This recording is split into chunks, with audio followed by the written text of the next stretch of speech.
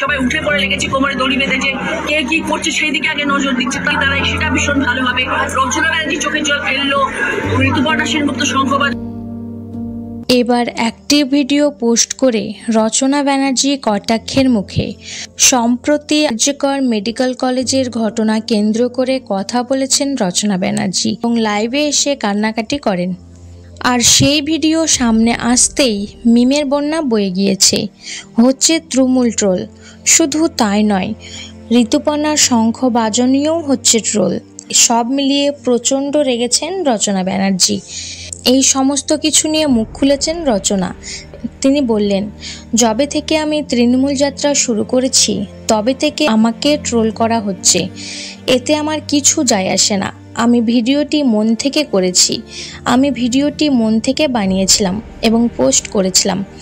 আমি একজন শিল্পী, আমার কান্নাকে ওরা অভিনয় ভাবলো, চোখের জলকে গ্লিসারিন ভাবলো। মানুষ কত ভাবেই না আরেকজন মানুষকে ট্রোল করতে পারে, এমনকি ঋতুপর্ণার শঙ্খ বাজানোকেও ট্রোল করছে।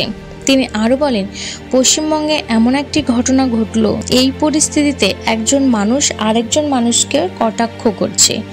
পরিস্থিতিতে যার সাথে এমন ঘটনা ঘটেছে তার পরিবারের পাশে থাকা উচিত, সেটি না করে আমার চোখে কাজল আছে কি নেই সেটা নিয়ে পড়ে আছে মানুষ।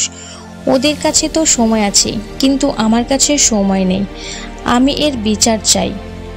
আমি সাংসদ হিসেবে পথে নেমেছি, আমি এর বিচার চাই, দোষীদের ফাঁসি চাই। তো বন্ধুরা, আপনাদের ভিডিওটি কেমন লাগলো অবশ্যই কমেন্ট করে জানাবেন এবং আমার চ্যানেলটি সাবস্ক্রাইব করে পাশে থাকবেন।